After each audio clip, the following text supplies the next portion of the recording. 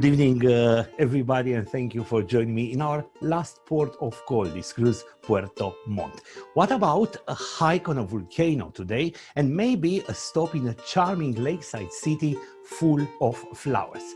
This is 14 Days at the End of the World, episode 12, Volcanoes and Waterfalls.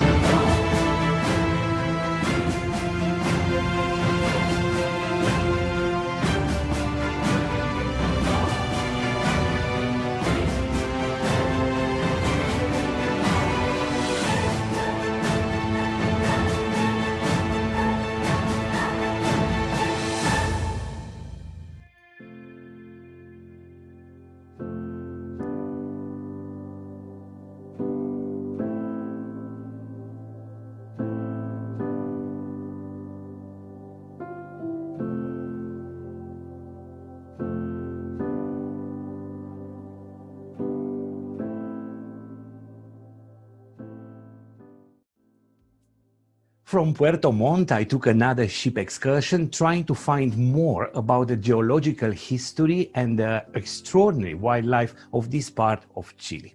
After a beautiful drive, the final destination was Vicente Pérez Rosales National Park, which covers about 2,530 square kilometers, almost entirely in the Andes mountain chain and hosting the spectacular Saltos del Petrojeo.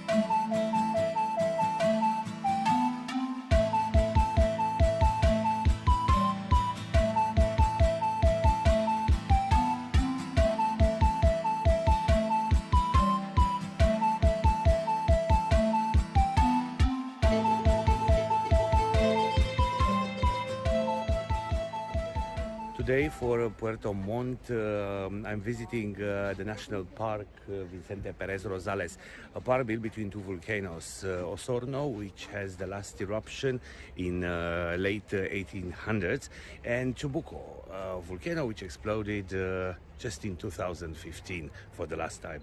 And it's an excellent occasion not only to learn a little bit more about the geological history of this place, but the biodiversity lesson. It's absolutely impressive.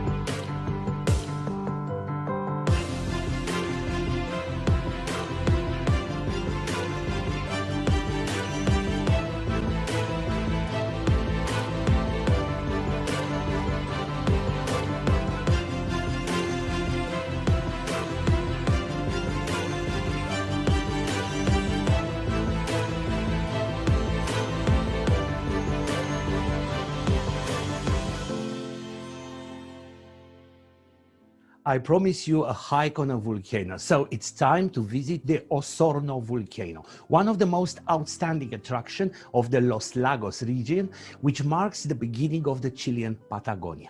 The volcano, which most exclusively consists of basaltic and basaltic andesitic lavas, it's one of the most active volcanoes of Chile, with the last eruption in 1869. I know that I mentioned a hike, but no worries, I was just joking. We'll take the cable car.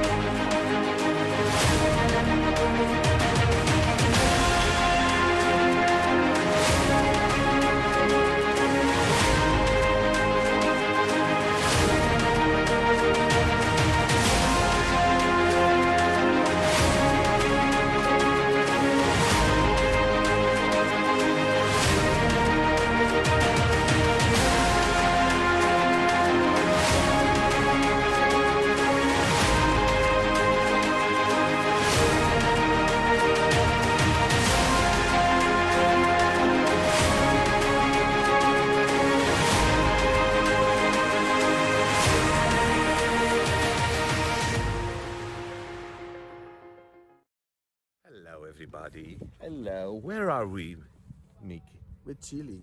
We are in Chile. We are Chile in Chile. We are now climbing the Osorno volcano, and the view is lovely. Let me show. Oops, that was my hand. That's the view, and it's quite fucking chilly. It's not. I'm lovely warm. Oh yeah, because you have a jacket. I didn't take mine. I'm not gonna go. Oh, okay. I will show you more.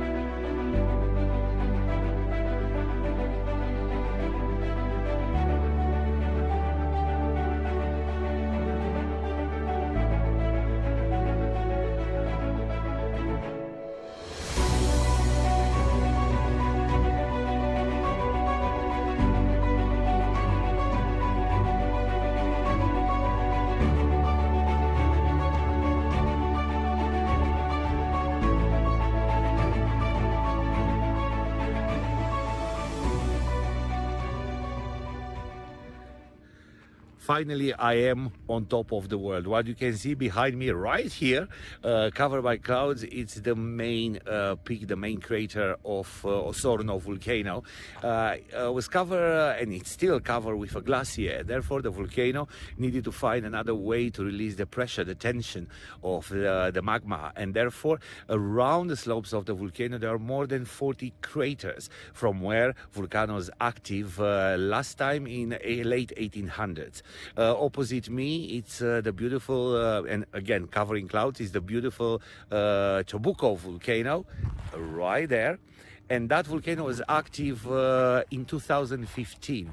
A week the volcano needed to calm down, and still the guide remembered how shaken the entire region was. Despite the fact that we are very, very high, the sun is very strong, only 5 degrees at the moment, but it's an absolutely amazing feeling, and it's beautiful to have the feeling that you are indeed on top of the world.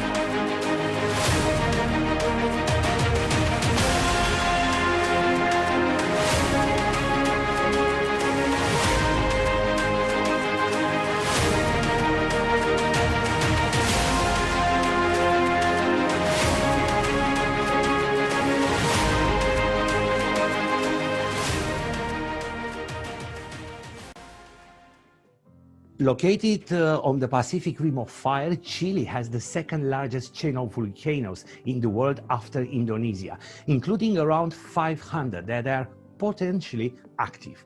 If Osorno has its last eruption in 1800s, his neighbor Calbuco, a very explosive andesite volcano, surprised residents of the Los Lagos region by bursting into life after decades of inactivity in 2015.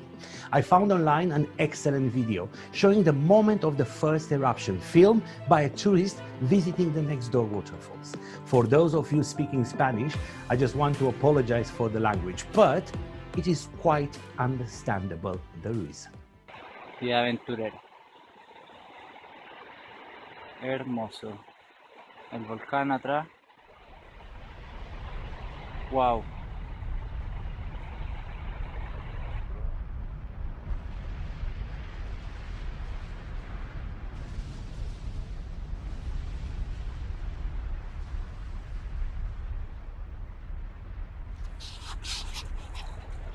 Conche tu madre. Before returning to the ship, our group stopped in a very charming city located on the shore of the second largest lake in Chile. Also known as La Ciudad de las Rosas, it's famous for its German colonial tradition, its natural environment, and its popularity as a tourist destination, having a scenic location close to the mountains, lakes, forests, and national parks. Ladies and gentlemen, welcome to Puerto Varas.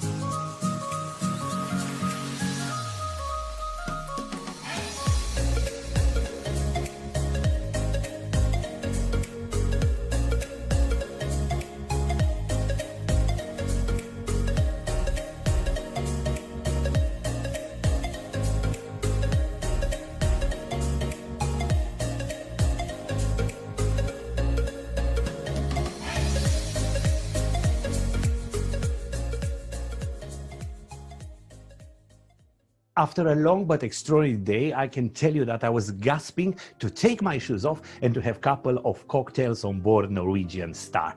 But in Puerto Montt, the docking position, I learned that NCL is not very good in organizing a tender boat embarkation, disembarkation. And believe me that those 75 minutes waiting in line in a tent could be described less polite yet realistic than not very good in organizing.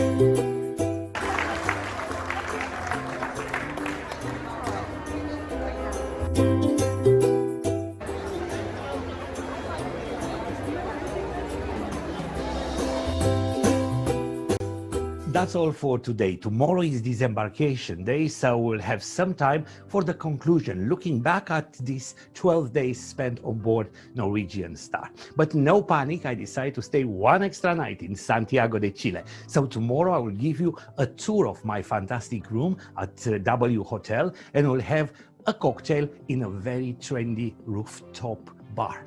See you tomorrow at 6 p.m. Central European Time on YouTube channel Leonard Miron 1969. And don't forget that yesterday is but today's memory, and tomorrow is today's dream. Thank you for watching. Good night.